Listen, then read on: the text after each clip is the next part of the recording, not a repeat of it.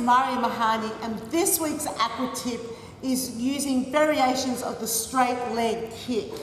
So everyone knows how much I love the straight leg kick movement. So there's two different ones I'm using today. One's a short one.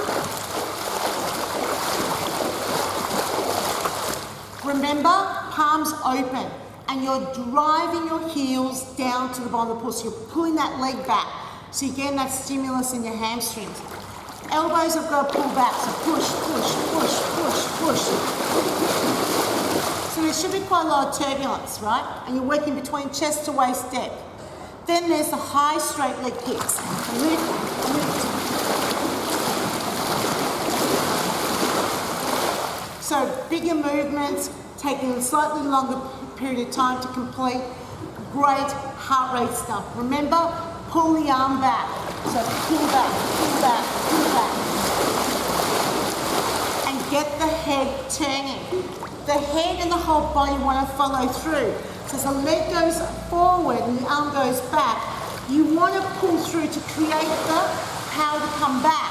This is the really important part about understanding fascia. It acts like a slingshot. The more you stretch it, the more power is going to be created to bring it back. It's like a tennis player going to hit a ball. They go back, they lengthen out to that whole fascial line to act like a slingshot. And when they hit the ball, there's power in that. So the same thing with the high kick. So what's the variation? The variation is using a 4 fast kick movement to 2 slow ones. So the tempo is going to be about 8 counts each. So it's 1, 2, so it's 1, 2, 3, 4. High kick, 1, 2, 3, 4, up, up, push, push, push, push, lift, lift, push, push, push, push, lift, lift. Now what's really interesting about doing this, when you do it yourself in the pool, you'll notice it depends on which leg you start with as to where you start feeling the force. So when I start kicking with the right leg first, 1, 2, 3, 4. I have to really jump high and pull up that right leg up to get the first big kick, and then the left leg follows through, right? So it's 1, 2, 3, 4, whoa! And then the second kick's easier. So it's important here that you think about changing the starting lead leg. So 1, 2, 3, 4, up, up. And starting on the opposite side as well. This is a big one. But alternatively, there's a little bit more of a different emphasis when you go back to the fast big kicks.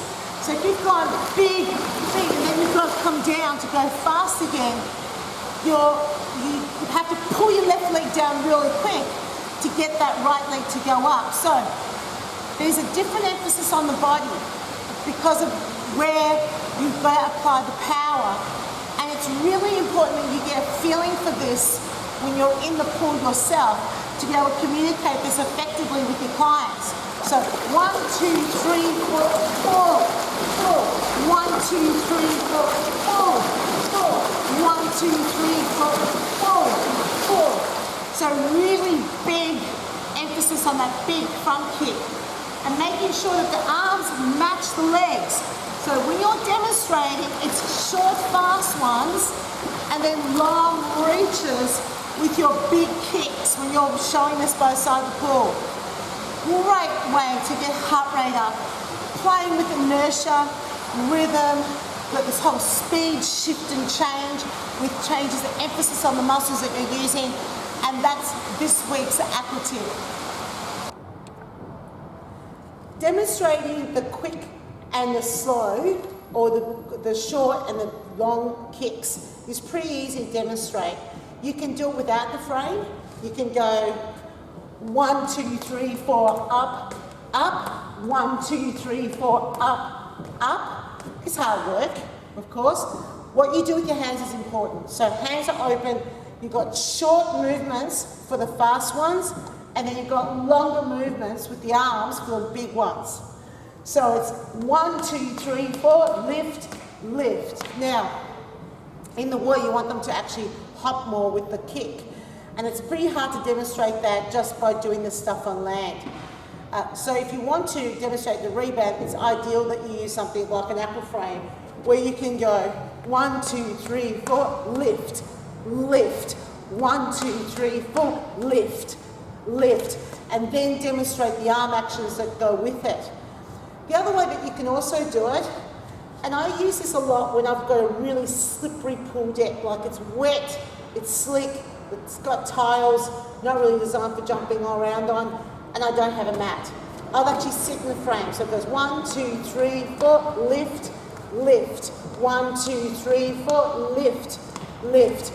Then I've got to stand up and show the arms, and then I've got to stand up to demonstrate that I want them to lift up rather than sit in the water. So remember, it's monkey see, monkey do, and when most of the time the clients maybe not able to hear you that well over the music and the sound of the water around them, and perhaps other people talking, then what you're demonstrating is really important because they're just copying what they see and maybe not everything that they can hear. So make sure that you're demonstrating each of the individual parts, you're demonstrating what the arms are, you're demonstrating that you want them to lift straight up out of the water, get their heads up out of the water, chin in. Those sorts of little movements can actually bring their attention to their own technique without them having to hear everything that you're saying. And that's this week's Aqua tip.